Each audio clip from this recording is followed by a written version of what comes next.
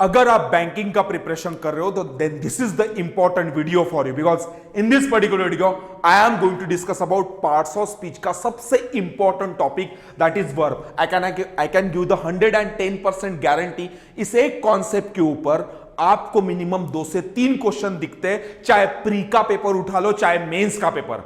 अगर सही में इसको एक्स्ट्राऑर्डिनरी लेवल पे सीखना चाहते हो then stay till then, because bookish language में आप अगर सीखोगे आपको आज भी नहीं समझ में आएगा। अभी अगर मैं पहला क्वेश्चन भी बताऊं तो 99.9% स्टूडेंट को इसका आंसर पता ही नहीं होता है, मे भी आपको पता हो। या so stay till then. Alright, so my name is Swapnil Tulaskar और मैं एक banking as well as MBA entrance trainer हूं। ऑलराइट, सो वर्ब तो पार्ट्स ऑफ स्पीच का मतलब आपको पता ही होगा। पार्ट्स ऑफ स्पीच का मतलब अगर मराठी मध्ये बोलू तर शब्दाच्या जाती मग किती आहे?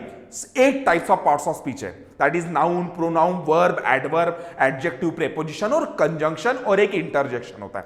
उसमें से सबसे इंपॉर्टेंट और सबसे अगर मैं इंग्लिश के बारे में बात करूं तो हॉट टॉपिक है, दैट इज वर्ब। ठीक है, सो वर्ब मतलब एक्शन होता है, सबको पता है सर इसमें क्या है। जैसे प्ले बोले तो खेलना, एक्शन हो गया। डांस बोले तो नाचना, एक्शन हो गया।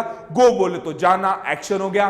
कम बोला तो आना, एक्शन हो गया। ठीक है, क्वाइट सिंपल। लेकिन आगे का क्वेश्चन सुन लो। सो बेटा वर्ब मतलब एक्शन जो बाय डिफॉल्ट कैसा होता है? प्लूरल होता है। ये क्या लैंग्वेज है सर? बाय डिफॉल्ट का मतलब क्या? बाय डिफॉल्ट मतलब मैं बोलूंगा उसकी ओरिजिनल स्पेलिंग। जैसे मैंने बोल दिया प्ले, तो मैंने उसको जनाब ईडी लगाया? नहीं सर, ईडी तो नहीं लगाया। मैंने यस यस और आईएस लगाया? नहीं, वो भी नहीं लगाया।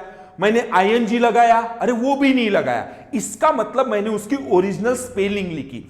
तो what I am trying to say कि वर्ब बाय डिफॉल्ट प्लूरल होता है, दैट इज उसकी ओरिजिनल स्पेलिंग हम जब भी लिखते हैं वो होता है प्लूरल। सर फिर एक सिंगुलर कब बनता है? यह सिंगुलर बनता है जब उसको यस यस और आईएस लगाने के बाद। तो वर्ब बाय डिफॉल्ट प्लूरल होता है। वो सिंगुलर कब बनता है? यस यस और आईएस लगाने के बाद। वर्ब से क्या दिखती है? एक्शन दिखती है। और एक वर्ड हिंदी में बोलते समय ना लगता है। Now listen to very carefully.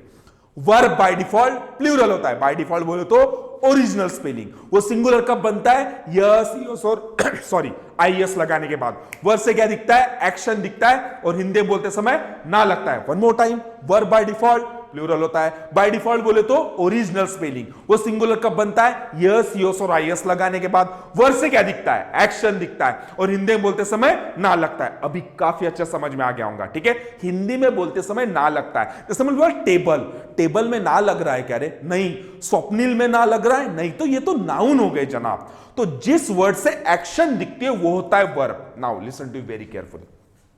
ये चीज हो गई, सीख लिया। अब सर वर्ब के 2 टाइप होते हैं। ठीक है, एक होता है मेन वर्ब और एक होता है सपोर्टिंग वर्ब। ठीक है, अब दिमाग में याद रखना, सपोर्टिंग, इसको पकड़ना। सपोर्टिंग वर्ब मेन वर्ब बन सकता है। अब सपोर्टिंग वर्ब कौन से, पहले एग्जांपल देख लेते हैं। फॉर एग्जांपल मैंने बोल दिया am, is, are, has, have, do, does, did, was, were, had. ठीक है, so these all are supporting verbs. So listen to very carefully. ये सपोर्टिंग वर्ब है।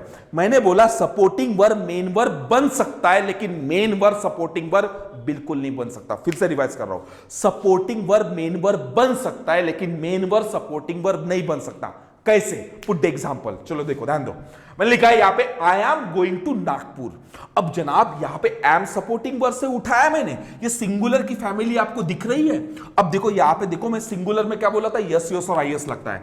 दिख रहा है यस लगा हुआ है इज में, इसको छोड़ दो, ये अलग ही अपनी फैमिली बनाता।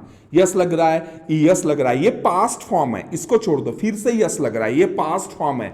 हैजाव का पास्ट फॉर्म ये है, डूडस का पास्ट फॉर्म डीड होता है। तो पास्ट फॉर्म में कोई टेंशन नहीं, वो सिंगुलर प्लूरल में सेम होता है। लेकिन जैसे सिंगुलर में आपने देखे, मैंने कहा यस लगा दिया और ये प्लूरल में प्लूरल। ठीक है, so all I am telling you कि सपोर्टिंग वर्ब मेन वर्ब बन सकता है। कैसे?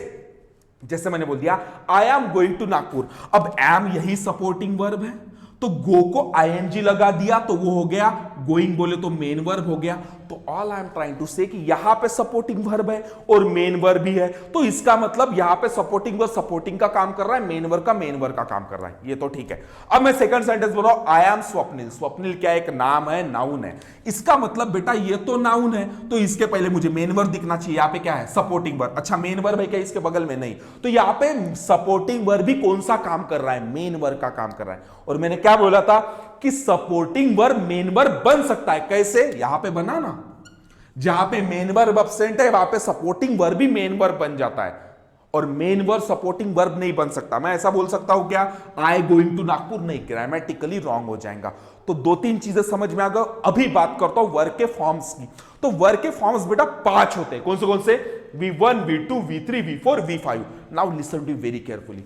V1 बोले तो होता है प्लूरल।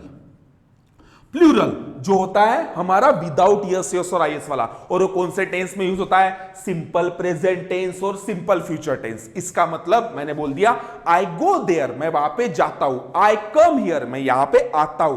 तो तातीते वाला जो सेंस होता है ना, वो सिंपल प्रेजेंट टेंस में आता है। ठीक है, तो जो V1 यूज होता है सिंपल प्रेजेंट टेंस में और सिंपल फ्यूचर टेंस में। फ्यूचर टेंस में जैसे शाल विल यूज होता है, तो मॉडल ऑक्सिलरी वर्ब के साथ भी वर्ब का फर्स्ट फॉर्म यूज होता है। बहुत ही इंपॉर्टेंट पॉइंट बताया मैंने। मॉडल ऑक्सिलरी वर्ब के साथ V1 यूज होता है, एक्टिव में, पैसिव में B प्लस V3 यूज होता है। वो लॉन्ग हो गया, उसको छोड़ दो, बस पकड़ लेना। ठीक है, अगेन V5 बोले तो सिंगुलर होता है, जो यस यस और आईएस वाला, और ये सिर्फ यूज होता है सिंपल प्रेजेंट टेंस में। सर बाकी के क्या है? ये सिंपल पास्ट टेंस है। जैसा आई गो देयर, मैं वहां पे जाता हूं। आई वेंट देयर, मैं वहां पे गया था, तो गो का पास्ट टेंस वेंट होता है, जस्ट V2। बाकी V3 और V4 बोले तो ING वाला, V3 बोले तो पास्ट पार्टिसिपल। ये सारी चीजें इन सारे टेंस के साथ यूज होता है। कौन से? एमिजार, हैज, हैव, डू डस को छोड़ दो, और वेयर और हैड के साथ, इनके साथ V3 या V4, V3 या V4। समझ में आ गया? नाउ सबसे इंपॉर्टेंट पॉइंट, तो ये V3 और V4, V1 बोले तो प्लूरल, V5 बोले तो सिंगुलर। V1 बोले तो प्लूरल, V5 बोले तो singular. Supporting verb main verb, अरे बन सकता है, लेकिन supporting verb main verb supporting verb नहीं बन सकता है। वर्ब के टाइप सपोर्टिंग वर्ब और मेन वर्ब सपोर्टिंग वर्ब नहीं बन सकता, लेकिन सपोर्टिंग वर्ब मेन वर्ब बन सकता है। वर्ब बाय डिफॉल्ट प्लूरल होता है। वो सिंगुलर कब बनता है? एस, यस और आईएस लगाने के बाद। वर्ब से क्या दिखता है? एक्शन दिखता है, और हिंदी बोलते समय ना लगता है। Now listen to very carefully, again important point. Sir ये डू डस डिड का क्या है? तो पहला तो समझ लो, डू डस डिड के साथ V1 यूज होता है, that is plural form use होता है। Now generally do does did जो वर्ब है ना, सपोर्टिंग वर्ब, वो निगेटिव पर्पस को एक्सप्रेस करने के लिए यूज होता है। कैसे?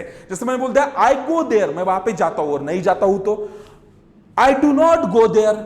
ठीक है, शी गोज देयर बोलना पड़ेगा। शी सिंगुलर है तो उसके हिसाब से गोज आना चाहिए। यही एरर है, यही इंपॉर्टेंट है। शी के अकॉर्डिंग गोज आएगा। ठीक है, तो she goes there, she go there नहीं बोल सकता, शी गोज देयर। यही सिंगुलरिटी प्लुरलिटी के ऊपर पेपर में क्वेश्चंस आते हैं। ठीक है, तो शी गोज देयर अगर नहीं जाती है तो she does not go there. तो जनरली निगेटिव पर्पस को एक्सप्रेस करने के लिए सिंपल प्रेजेंट टेंस में डू और डज यूज होता है, नोट डाउन करके रखो, और डिड यूज होता है सिंपल पास्ट टेंस में निगेटिव पर्पस को एक्सप्रेस करने के लिए। जैसे आई वेंट देयर, मैं वहां पे गया था, और नहीं गया था तो I did not go there, मैं वहां पे नहीं गया था।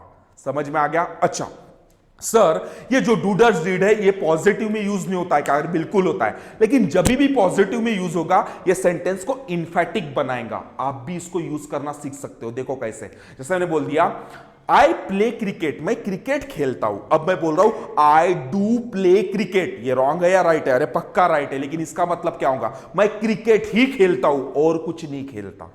यानी यहां पे पोजीशन स्ट्रांग दिख रहा है। अगर ऑड लैंग्वेज में बोलूं तो स्ट्रॉन्ग इंटेंशन दिख रहा है, मैं यही करता हूं और कुछ नहीं। जैसे मैं बोल रहा हूं आई गो टू नागपुर, मैं नागपुर जाता हूं। अब मैं बोल रहा हूं I do go to Nagpur, इसका मतलब क्या होगा? तुम ही बोलो। मैं नागपुर ही जाता हूं और कहीं नहीं। तो whenever I am using do does did in the positive sentence, तो सेंटेंस को क्या बनाता है? इन्फेटिक बनाता है। ऑड लैंग्वेज में बोलूं तो एनर्जेटिक बनाता है। और जनरली वो काय के लिए यूज होता है? निगेटिव पर्पस को एक्सप्रेस करने के लिए। सो वर्ब बाय डिफॉल्ट प्लूरल होता है। सर अभी तो सीख गए काफी अच्छे से। बाय डिफॉल्ट बोले तो ओरिजिनल स्पेलिंग। वो सिंगुलर कब बनता है? यस यस और आईएस लगाने के बाद। वर्ब से क्या दिखता है? एक्शन दिखता है। हिंदी में बोलते समय ना लगता है। वर्ब के type main verb, supporting verb main verb बन सकता है, मेन वर्ब सपोर्टिंग वर्ब नहीं बन सकता। उसके 5 फॉर्म। बड़ा ही सिंपल है ना।